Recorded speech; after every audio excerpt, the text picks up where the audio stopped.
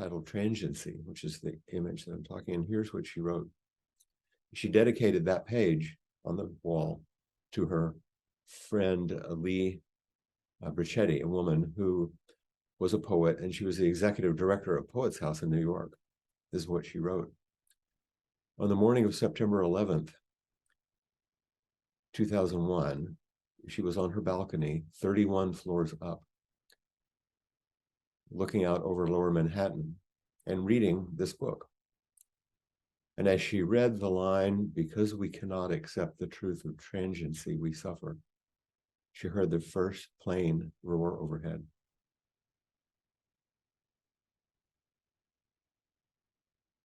Because we cannot accept the truth of transiency, we suffer. And now all these years later, there are many planes still with a menacing roar going overhead in many places in the world. But also at the same time, there's these wonderful freight trains going right by the Zendo, speeding along, taking goods to people that need them. Everything. And we suffer, experience dukkha, because we do not accept the truth of the other two of the Buddha's three marks of existence. The three marks are anicca, anatta, and dukkha. Anicca is impermanence or transiency. Everything changes. Anatta is there's no independently existing self, as we tend to think it exists for us and for everything else. And not understanding those two, we live in dukkha, or the dissatisfaction, and the dis-ease that comes from not realizing those other two. Because we cannot accept the truth of transiency, we suffer.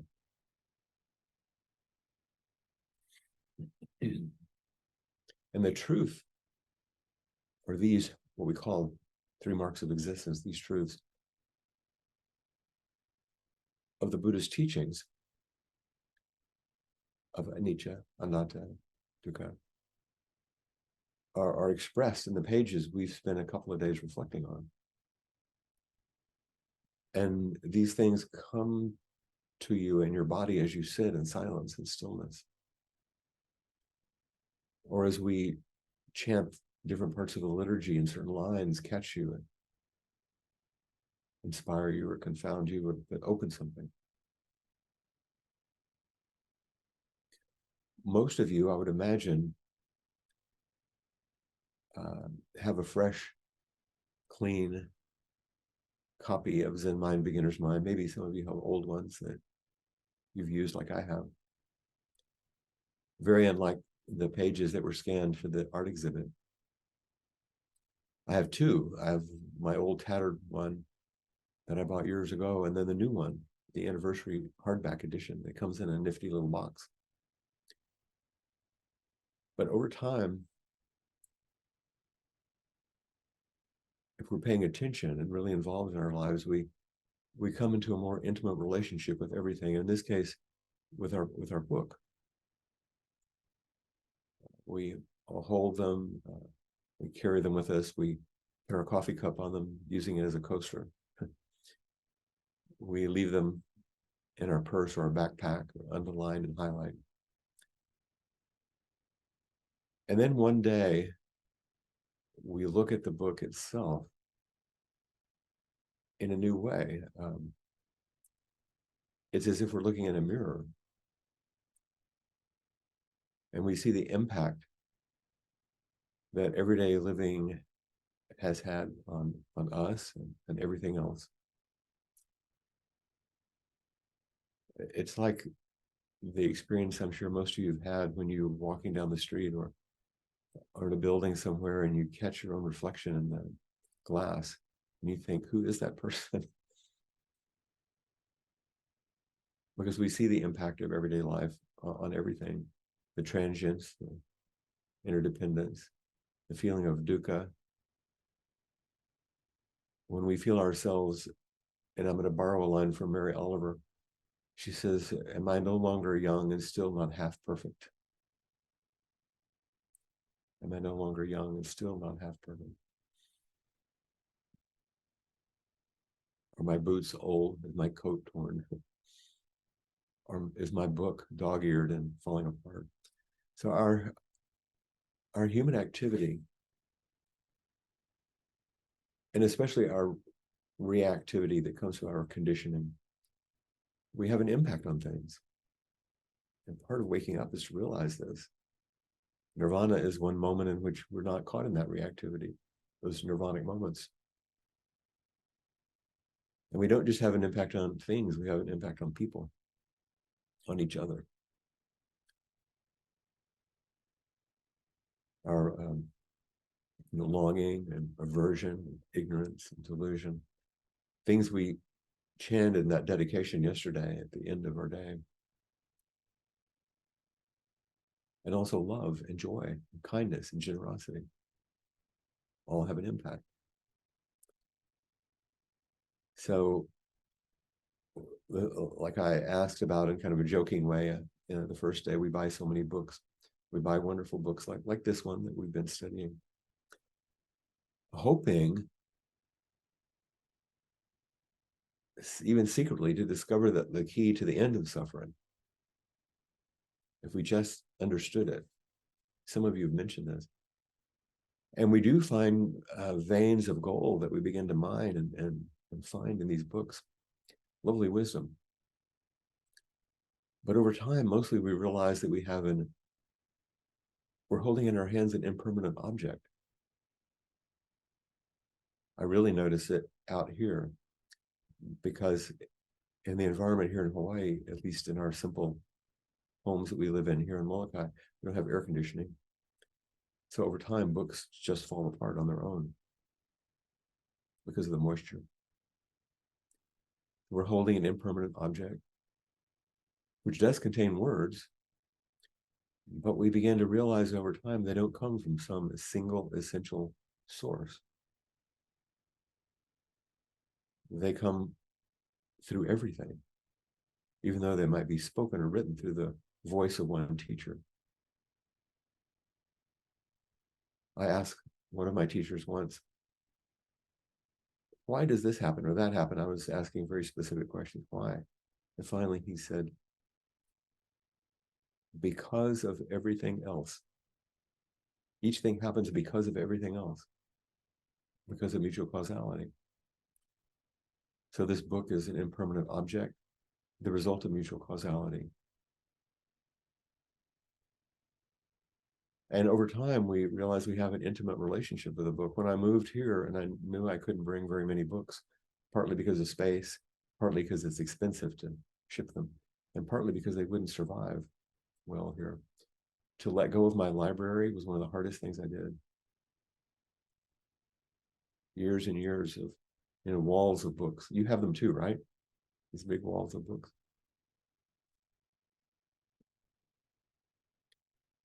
So I had to rely on my intimacy with the teachings and the felt sense of a relationship with the teachers that offered them. Because even if I had a different environment, the books would eventually fall apart through years of reading them. And, and they fall apart just about the time we begin to see what the book is actually about. One of my books that completely fell apart as I pulled it out of the shelf was interesting. It was Becker's The Denial of Death,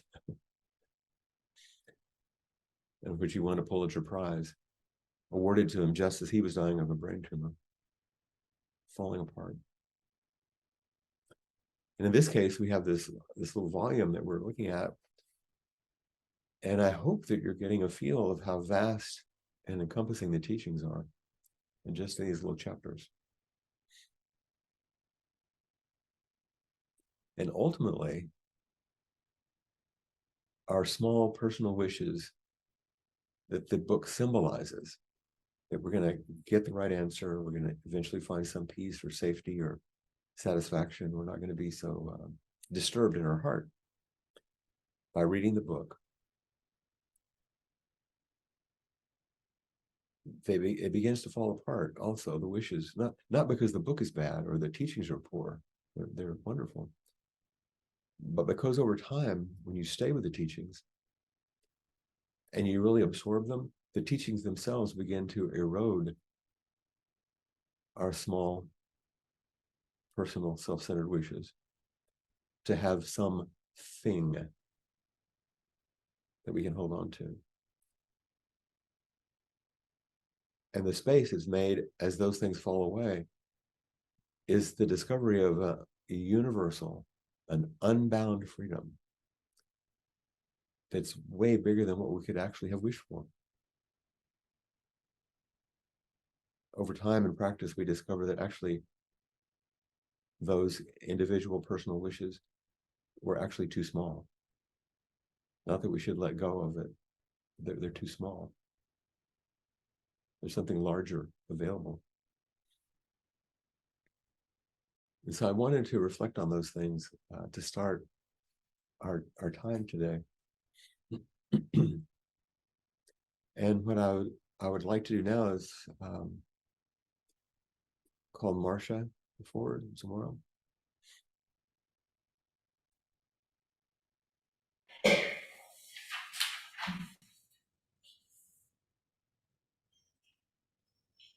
Be my partner now. What's that? To be my partner now. Right. No, I know you. Oh, everybody gets. It's like it's quite a walk, isn't it, from back there up here? Yeah. I can guarantee you everything is going to be okay. It has been for everybody else, so I guess it will be for me too. Well, that's one of the beauties, isn't it? Is that we help each other. The courage that we show or what we are able to exhibit encourages others.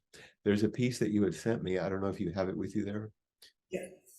And if you do, would you read it to us? It's, I think in the old version, it's on page 102, and the anniversary version on page 90 or something like that. Or which one? What page is this for you? 90 on this book. Yeah, that's the newer one. It's under traditional Zen spirit, by the way. Yeah, everything you said is kind of a lead into this, it seems. That's why I chose to read yours now. I thought, and we were already in a dialogue, and now you realize it. So when we have the traditional spirit to follow the truth as it goes and practice our way without egotistic idea, then we will attain enlightenment in its true sense. And when we understand this point, we will make our best effort in each moment. This is true understanding of Buddhism. So our understanding of Buddhism is not just intellectual understanding. Our understanding at the same time is its own expression, is the practice itself.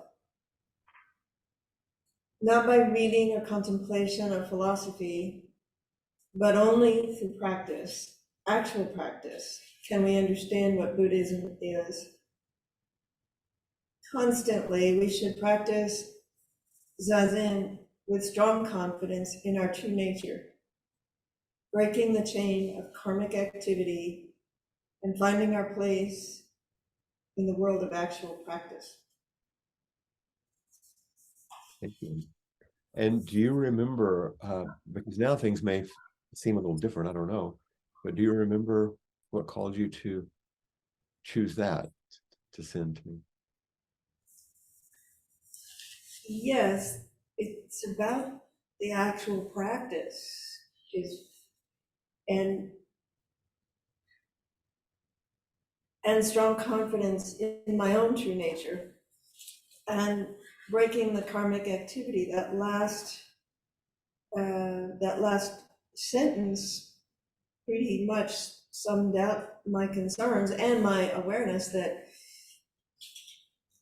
I need to practice more. I mean, I don't practice every day, and sometimes not for several days. And that needs to shift. I recognize that. And yeah, I'm looking forward to shifting it now. Yeah, so you, in coming back to, for example, this retreat, it like recall that spirit. Mhm. Talking about traditional Zen spirit, recall that spirit of practice and how it fits. It's interesting. Go ahead, please. Oh, well, yeah, I wondered about the traditional Zen spirit and exactly how it's defined. And I'm wondering if it's connected to what's written just above that paragraph where he says, he watched himself and he watched others with the same eyes that he watched stones, plants, and anything else. He had a very scientific understanding. That was his way of life after he attained enlightenment. And that, so I'm thinking that his way of life and the traditional spirit are all related to his description of oneness and interbeing in the first part that I read. Am I on track? Yeah, see, now it's happening in you. You're starting to piece these things together. You're starting to see the connections. You're Yeah. starting, that's our point, isn't it? You know, when Judith was talking about arriving for the group and no one else showing up and continuing to just do what one does, you know, you set the altar and you sit and you chant, or you began to realize you're not doing that for something else. That's it.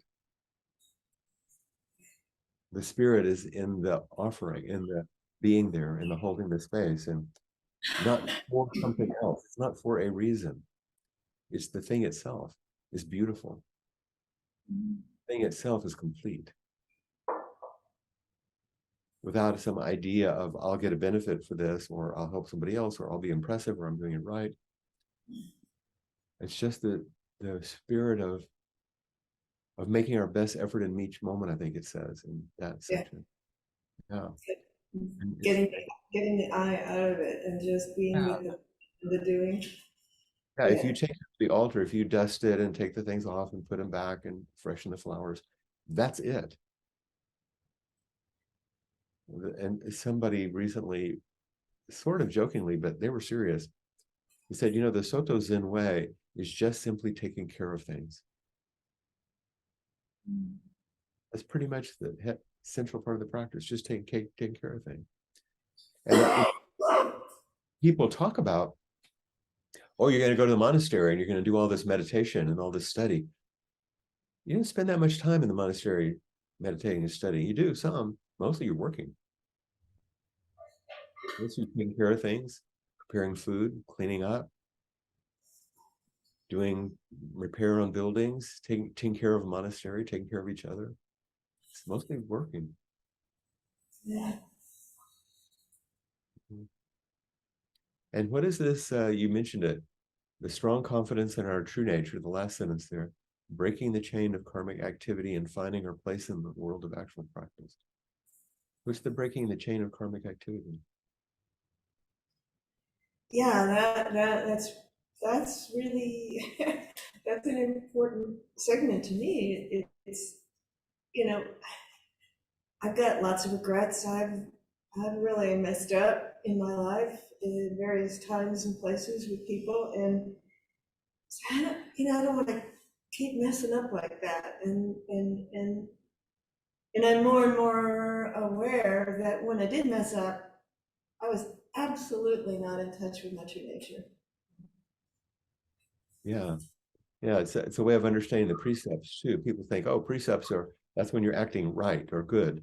But actually, it's when you're acting free.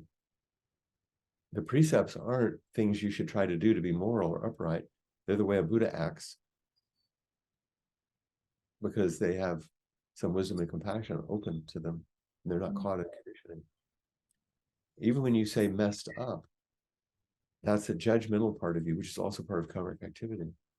Think of karma as anything you think you do. In other words, there's an individual involved, even when it's positive. It's self-referenced activity that you think you do, instead of understanding that it's flowing out of mutual causality. There's this new book that just came out that's getting a lot of press because it's well researched from Stanford University about free will, and saying there's all this evidence that there's no such thing as free will. And I was looking at it, it's a very interesting book, but it's asking the wrong question. Do individuals, separate individuals, have or don't have free will? That's not the right question. The right question is, are there separate individual people? When you look at mutual causality, it's not about free will or not. Everything is dependent on everything else all the time. So in some ways, it's not free. It's interwoven with everyone, but it's kind of the wrong question. And so, for example, in the Eightfold Path, there are two Eightfold Paths. There's the one you can do and the one you can't do. The one you do is you practice right intention, right effort, right mind, all those things, because it's super beneficial to do that. And that benefit comes back to you and it helps you. And that's why it's a path to awakening. But there's one you can't do, where you just simply live your life and your view opens in accord with life, your efforts open in accord with life. And that one has a benefit too, but the benefit isn't personal, it goes to everything. And it doesn't have any karma. The first one's karma, the second one isn't. So I'm just playing with this a little bit to open it up a little more for you, I hope.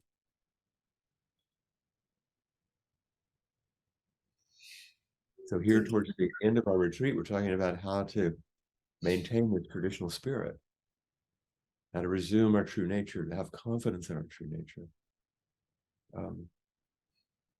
There's another piece, if you don't mind, that comes from the chapter on constancy. I don't know if you remember it. On page 85, 86, I think in the old one, 74, or maybe in yours. I think. And the piece that I was reflecting on starts with this phrase, I have always said that you must be very patient if you want to understand Buddhism. See that? So he says, I've always said you must be very patient if you want to understand Buddhism, but I've been seeking a better word than patience. The usual translation of the word nin is patience, but perhaps constancy is a better word. You must force yourself to be patient. But in constancy, there's no particular effort involved. There's only the unchanging ability to accept things as they are. For people who have no idea of emptiness, this ability may appear to be patience, but patience can actually be non-acceptance. You're trying to be patient. People who know, even if only intuitively, the state of emptiness, always have open the possibility of accepting things as they are. They can appreciate everything. And everything they do, even though it may be very difficult, you will always be able to dissolve your problems by constancy. That's another turn, like free will or not, it's this shift when you understand boundlessness or fullness. Things look different. And I like that word constancy because it reflects back on your idea of always coming back to true practice. That sort of constancy and perseverance is one of the strongest values in practice. That if you just continue no matter what, continue no matter what, continue no matter what, rather than negotiating with the practice,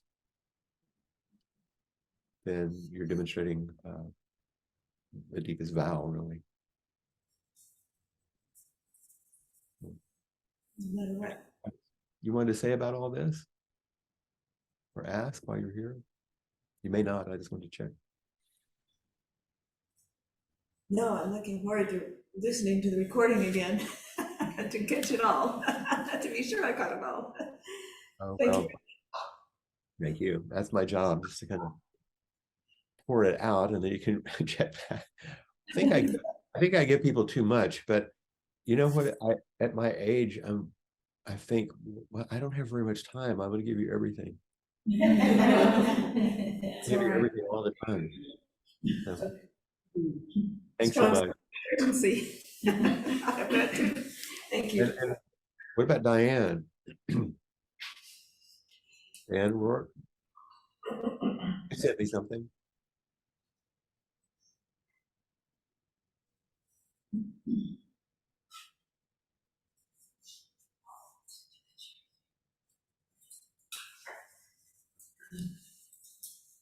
Hello. Hello. And do you have the brief thing you sent? I do. It'll just take a second.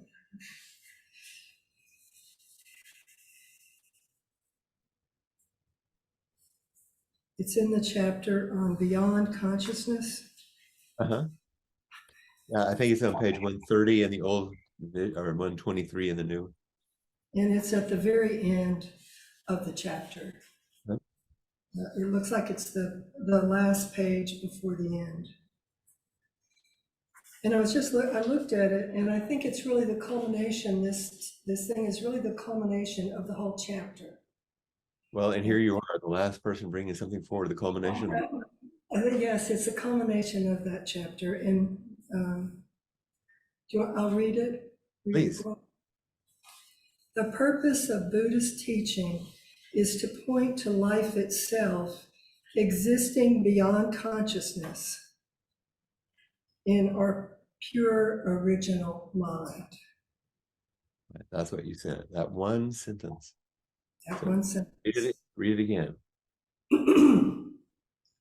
The purpose of Buddhist teaching is to point to life itself existing beyond consciousness in our pure original mind. Yeah. So tell me how that landed in you, why you brought it forward. You had the idea that it was a culmination, but what? Well, it was like a wow moment for me. I have a lot of trouble with what I would call faith. Uh-huh. And I like the idea of karmic chains better. I usually think of it as my little self that feels like an elephant. And that I struggle with being so self-centered. And I think, well, how will I ever get out of this prison? And I guess that whole chapter, I think that sentence was the culmination of the chapter. It gave me a way of conceptualizing what I know in my body. And that is that there's more. I know that. Yes, this. Yeah, there's more. There is a reality. There is something that I don't know much about with my brain. Yet my brain just keeps going. And it will always keep going. And that larger reality will hold it as it keeps going because it's always on your side. That's big mind. That's what I got for a flash. And it was gone. That was a nirvanic moment. I don't know about that. It was. We all had that. I was walking down the mountain back to the monastery in the mountains of Tassajara with Reb Anderson one time, a teacher, former abbot there. And I was nervous and I was trying to be a good student or impress him or something. I don't know, the stuff you do as a teacher. And as we're walking along, there was some flowers that were blooming along the side of the trail. And I said, oh, what a pretty flower. And he said, yes, and what a shame to say so. And I felt a little slapped, But then but he didn't have a bad look on his face. He was very warm. And I realized he knows that I can be very intellectual, and it serves me in some ways. But what I realized over time, he was saying, once it's as if you were pulling the flower up by the roots instead of just leaving it in its own state. The appreciation is fine. You know that first story about Mahakashyapa and the Buddha, where the Buddha has a flower and he's holding the flower, and Mahakashyapa smiles, and Buddha says, oh, Mahakashyapa is the one who gets it. But Mahakashyapa didn't say, what a great flower you got there, Buddha.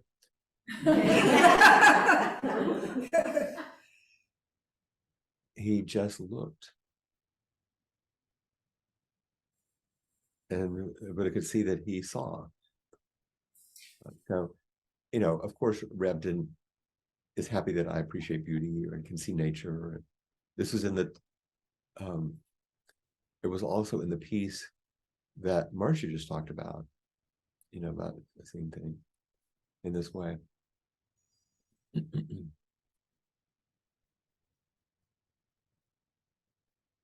It's the term I've used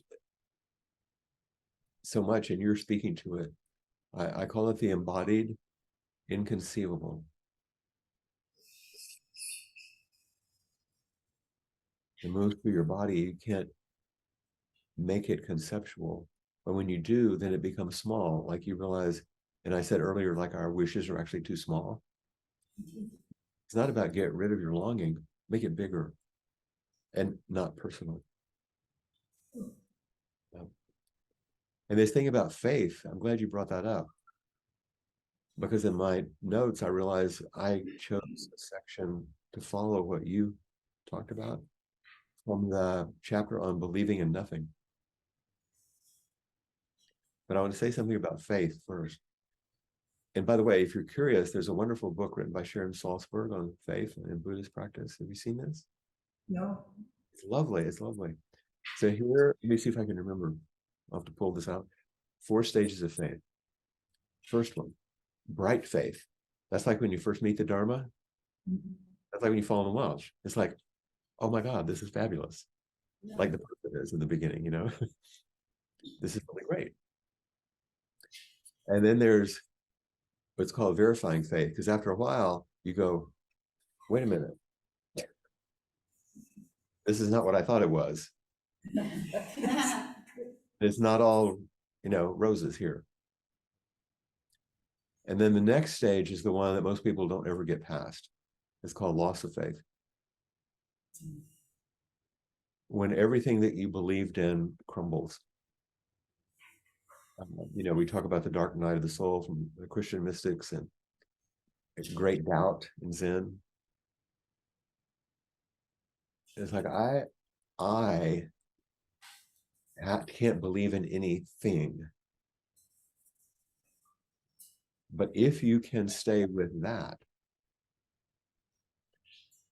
then there's she calls abiding faith, because you find that what you have faith in is a life itself existing beyond consciousness in our pure original mind. Your quote, it's faith in our own nature.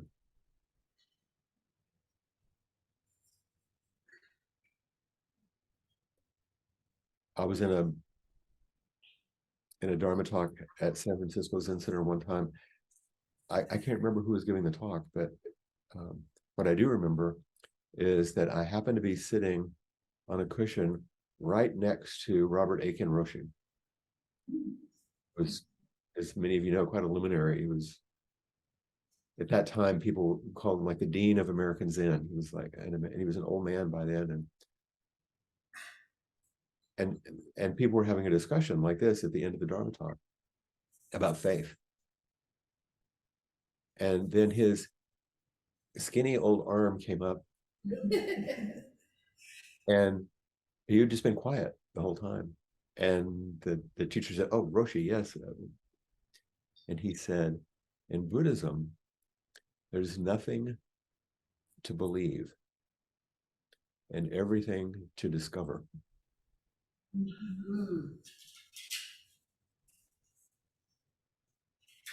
And as Stephen Batchelor has said, Buddhism is the practice of deep, deep agnosticism. The question, I don't know, not a rejection. So I'm going to read this part from Suzuki Roshi on Believe in Nothing. Is that okay? He said, "I discovered that it is necessary, absolutely necessary, to believe in nothing. That is, we have to believe in something which has no form and no color, something which exists before all forms and colors appear."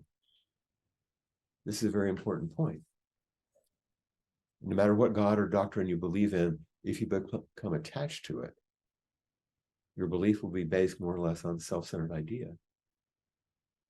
You strive for a perfect faith in order to save yourself. But it will take time to attain such a perfect faith. You will be involved in an idealistic practice. And constantly seeking to actualize your ideal, you will have no time for composure. This is what you're just saying, But if you're always prepared for accepting everything we see as something appearing from nothing, knowing that there is some reason why a phenomenal existence of such and such form and color appears, then at that moment you'll have perfect composure. You'll just fall by the side of the road. So he goes on and says more about that. I would recommend the chapter. And he says, later on, he says, it's absolutely necessary for everyone to believe in nothing, but I do not mean voidness. I wanted to say this part. I do not mean voidness. There is something, but that something is something which is always prepared for taking some particular form. And it has some rules or theory or truth in its activity. This is called Buddha nature, or Buddha's mind. But this is different. What's that? You went off for just a minute, and Cheryl said, "Don't look at me." Sorry.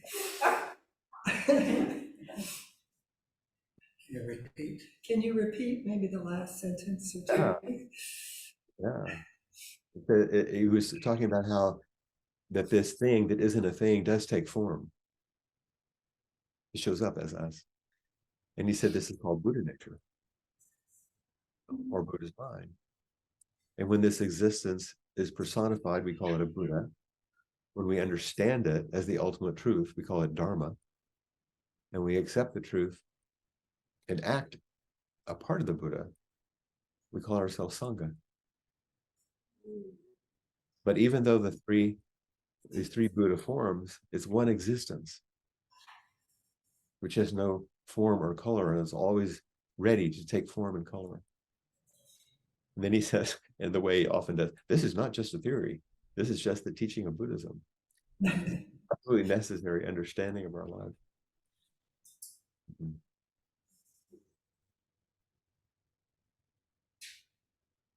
So thank you for bringing this one sentence forward, which encapsulates so much. And the things that you were struggling with were exactly the things that I was in my notes reflecting on too. So appreciate it. Thank you.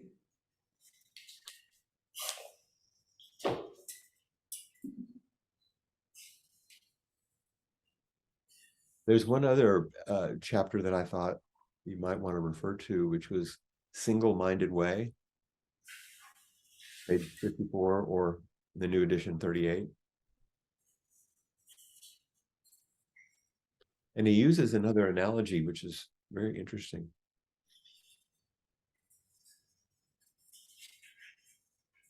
He said the Bodhisattva's way is called a single-minded way, or one railway track thousands of miles long. And since you have your railway track there, and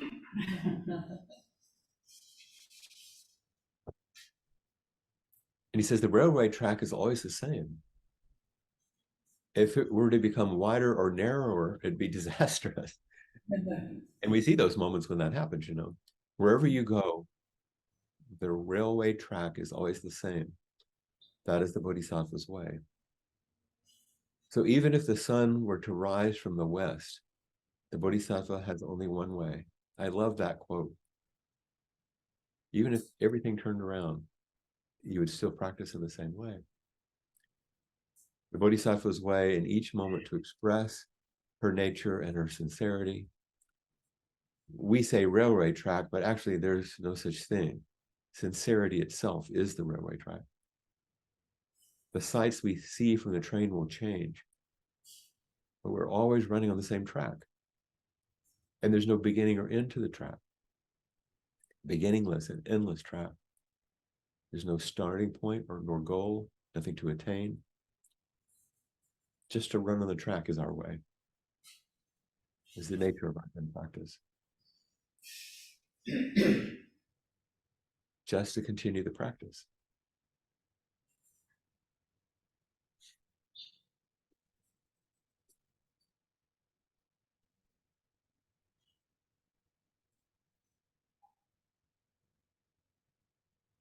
The last time I met with my teacher, Blanche, I was in a meeting in San Francisco, well, near San Francisco, at a contemplative education center where Zen teachers were meeting. And so I called up Blanche, because I hadn't seen her in a while, and said, could I come into the city and take you to dinner? And she said, sure, that'd be great. So we arranged a time, and I drove into the city, and there was a restaurant catty corner to the Zen Center, so I knew we didn't have to go very far. But there are lots of steps. She was old. So I arrived and knocked on the door, because it's always locked, because it's not a great part of the city and for security. And the door opened, and there she was, standing right there, ready. She had her purse, and she had her cane and her little cap on. But she invited me in. And next to the foyer, if you've not been to this place, is the Buddha Hall. It's right close by. And I said, you know, I brought my rakusu. I didn't have it on. And I said, would you mind if I offered incense at this is my home temple. Would you mind if I did that? She said, no, that'd be wonderful. So we opened the doors, and she said, I'm going to sit in the back. It's hard for me to stand. And so you can offer your incense and do your bows. So I did the robe chant, put on my rakusu, went to the altar in my home temple, came back, did my bows. We came back, I took it off, and she held onto my arm, and we took off. I helped her get down the steps and across the street. We had a beautiful dinner. And then getting her back up the steps, that was another thing. Yeah. And we came inside, and I said, well, let me walk you to your apartment. She was living in the apartment that was Suzuki Roshi's apartment when he lived there. So on the second floor. And they had installed one of those little seats, you know, that goes up the steps. For she and Lou, actually her husband, who had died previously. He was a little bit older. And so I said, let me go up with you. So we went to the bottom of the steps, and she got in her seat, and I walked up with her as we went. And we got to the landing on the second floor, and there's a big landing in a room that faces out into the courtyard, and then two hallways that go to the residences. And behind those doors is the Kaisando, which is the founder's hall. I think I mentioned that earlier. And the doors are closed at night, but they're open in the daytime. And it's a room that is dedicated to Suzuki Roshi, and there's actually a carved wooden statue of him on the altar, which is pretty much life-size. He was a small guy. And so it's where the priests go and do their vows after morning service in honor of the founding teacher of the temple. So I'm going to walk her to her room, and as we pass the Kaisanda, she says, "Do you want to pay your respects to Suzuki Roshi?" I said, "Okay." So see if I can get through this. So she opens the doors, they're like French doors, and she reaches in and turns on the light, but she said, "I'm not going to take my shoes off, it's too hard. But you go in and do your vows." And I stepped up, because it's a raised floor. I stepped up, and before I could go in, she grabbed my arm and held me.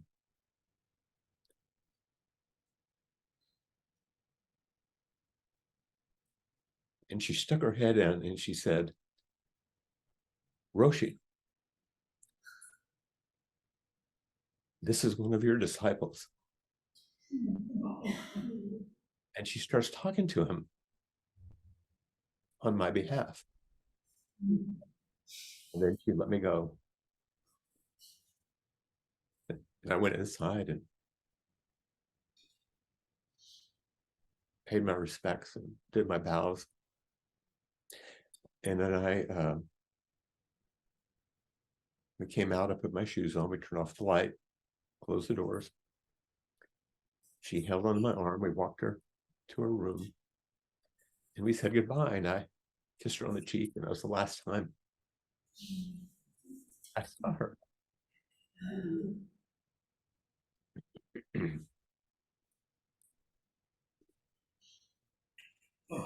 Oh, beautiful. As in earlier days, that large portrait is in the building, and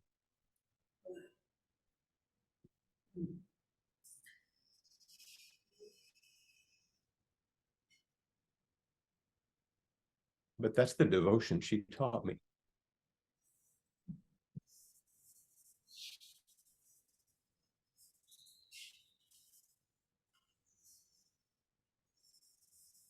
And that's the spirit.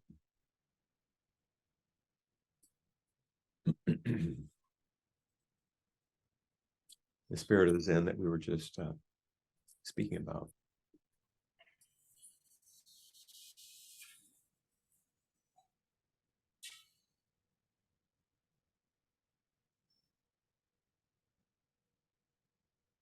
So that might be a good place to stop, actually. A space that's opened by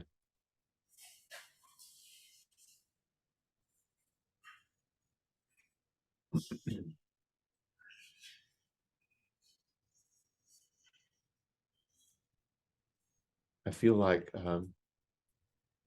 you don't mind, I'm just going to share another couple of things, because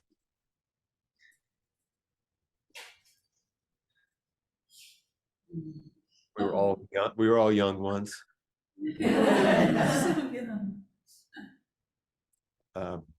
Blanche and Mel Weitzman. The lineage paper in my ordination, I'm at the bottom. Blanche is right above me.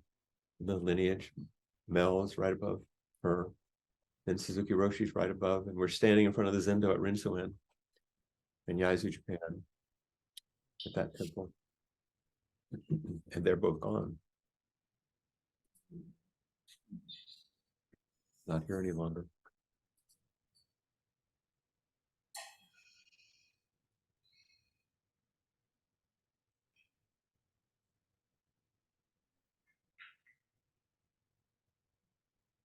A moment in process.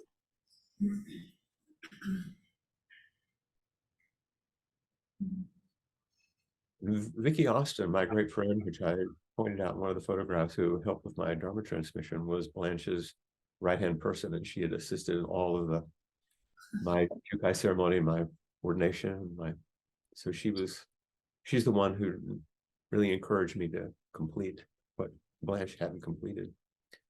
But on the last night in that room,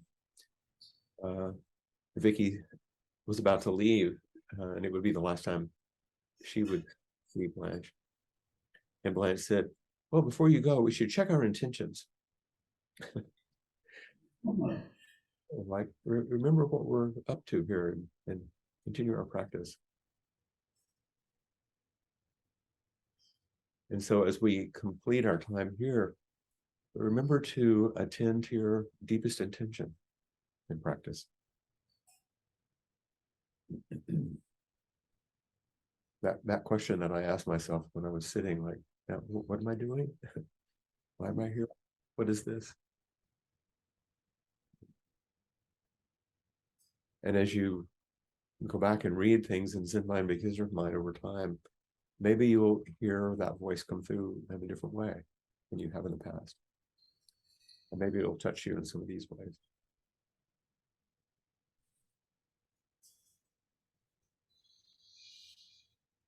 Is there a particular way that you thought to end our time together? I'm afraid not. Oh, that's totally fine. I just want to make sure that I don't interrupt or preempt anything. Why don't you sit in this chair, Judith? Come sit. Come sit in this chair.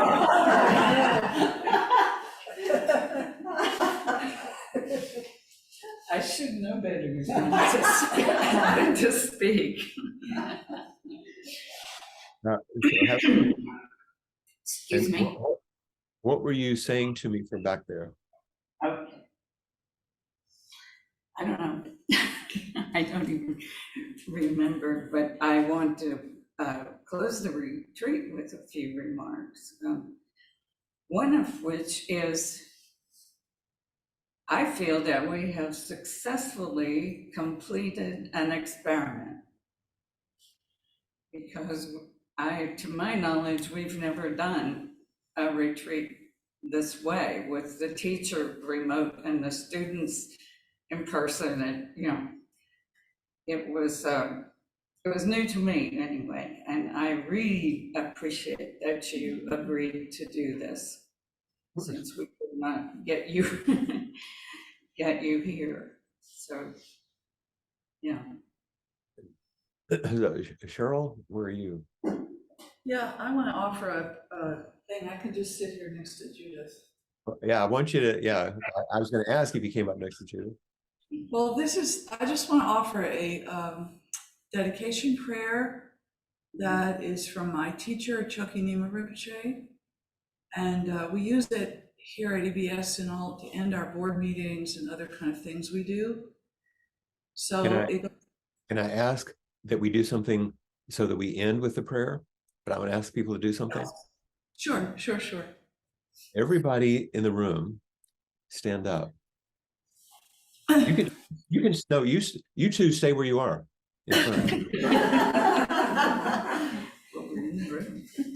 Now, all of you in the room, come and stand right behind them, up close.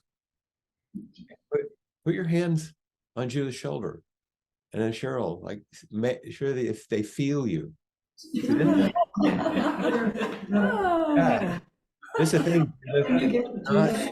You're not alone. And everybody online is watching this, and you can feel the spirit, can't you? If you're online. Because I didn't want you to feel alone in the chair. I wanted you to actually feel that, how people have your back, and what an immense dedication that you both have, and all of you have, to the Ecumenical Center, and how you've maintained this little Zen group among all the other wonderful groups, and that it makes a difference, and you can feel it in your body. And with that, we offer the dedication that Cheryl will voice for us. The teacher has appeared in this world, and the teachings have illuminated it like the light of the sun. May the holders of the teachings be in harmony like siblings, and may the goodness of the teachings remain for a very long time.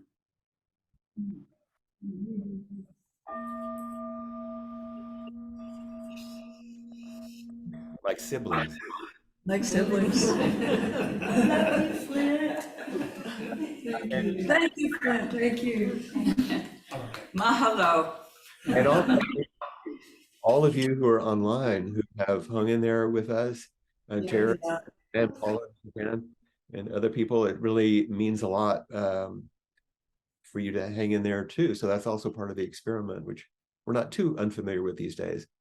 But I feel your presence very much and appreciate it.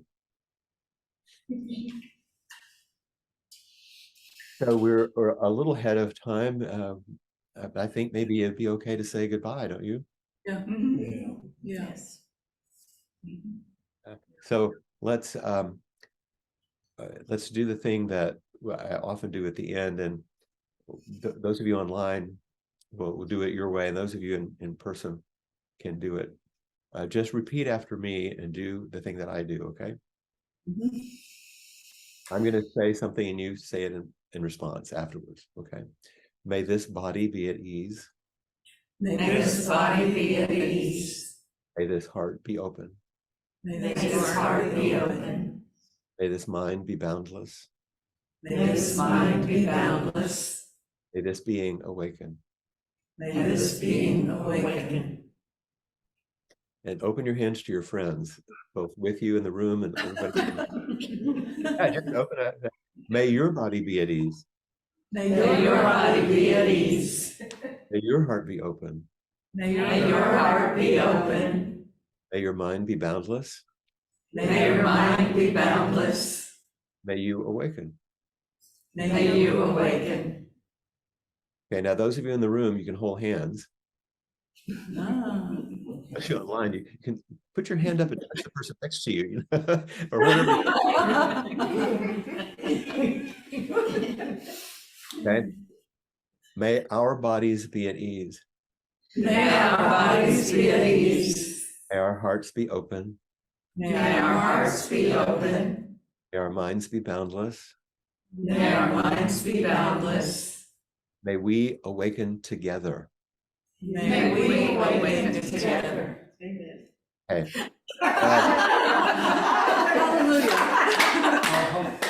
We do the hallelujah part now, because we can't keep it where we are, right?